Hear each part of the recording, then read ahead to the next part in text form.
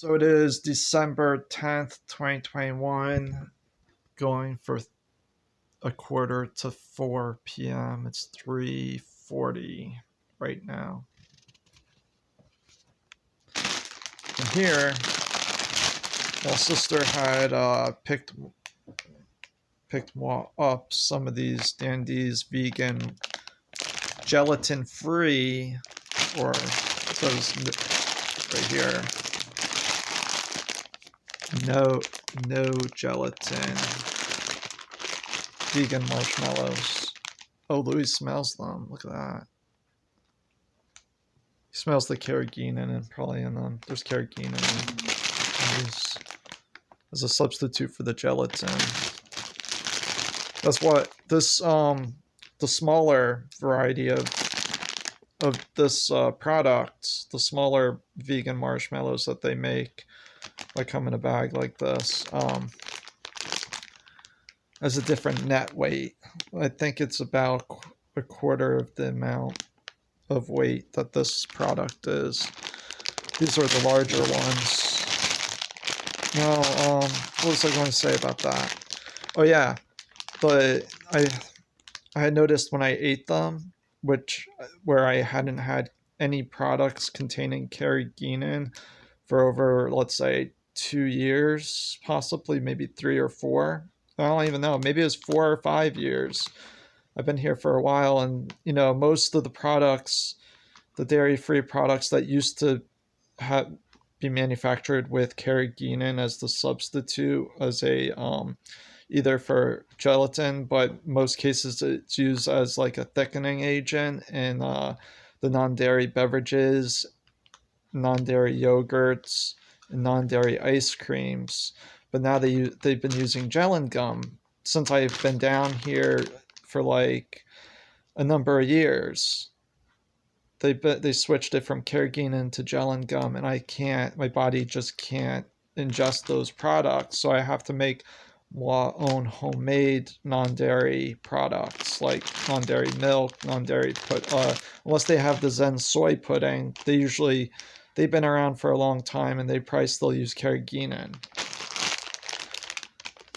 Now, that's what, after I had purchased the smaller vegan marshmallows of this product about 2 months ago, I had decided to purchase carrageenan in bulk, by about, I think it's 4 or 10 ounces per bag for about $10. It's $1 an ounce maybe, as a thickening agent to more homemade soy milks and rice milks.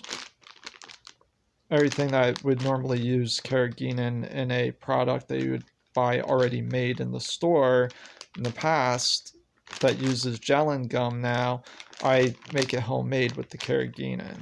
Because I noticed after buying this product of the smaller variety of the vegan marshmallows with the carrageenan as the ingredient, the only ingredient that really stands out, other than let me see, this uses organic cane sugar.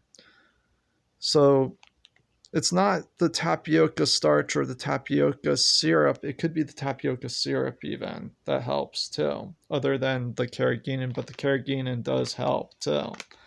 So it's both probably, since I began using the carrageenan as a thickening agent in homemade non-dairy milks and homemade non-dairy pudding when I had tried, the non-dairy milk not only works well as a thickening agent, the carrageenan, but it helps with the digestive, and also its chemical structure, or it contains a chemical structure that's similar to iodide. Okay. It's a type of sea sponge, I believe, that they dry and then pulverize into its powdered form. It smells a bit fishy, like seaweed or nori seaweed, which naturally contains iodide in it. Same with kelp, contains iodide, I believe.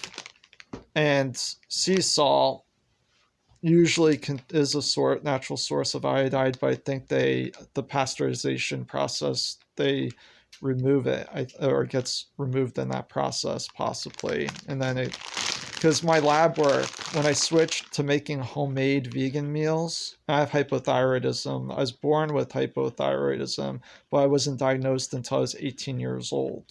3 months past my 18 years of age birthday.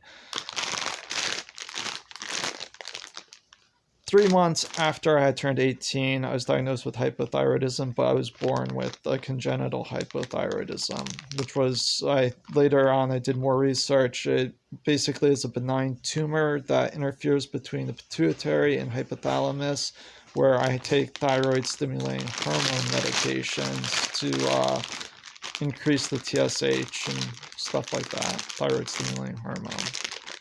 Okay, but Carrageenan has something in there that's like an active metabolite or active chemical structure that closely resembles iodide, so it works well too.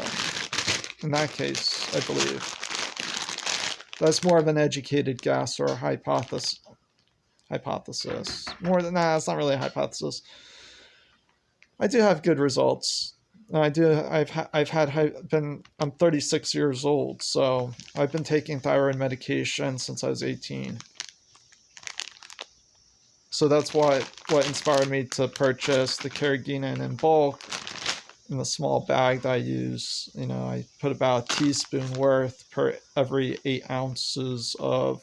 Actually, it would be for every 16 ounces, but I dilute it by 8 ounces twice when I make a non-dairy milk, soy milk, or rice milk. So when I try one of these, they're really good.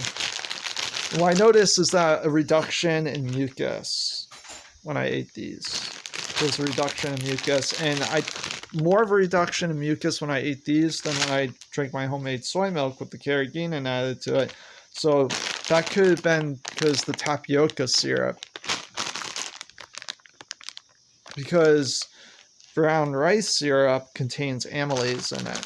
So there's something that may be in tapioca syrup similar to amylase, which is a digestive enzyme. So it behaves similarly, but this works quite well.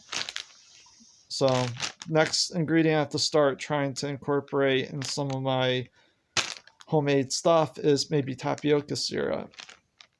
I used to use agave nectar, but since it has a higher level of magnesium, I used to conk out during the day. Like I used to get kind of like a narcoleptic effect from that. So it's just good to know that stuff. That's why I switched to organic vegan cane sugar. But I still I would use it as a supplement if I felt like conking out, having a nap during the daytime or something like that, where the agave nectar can come handy for that.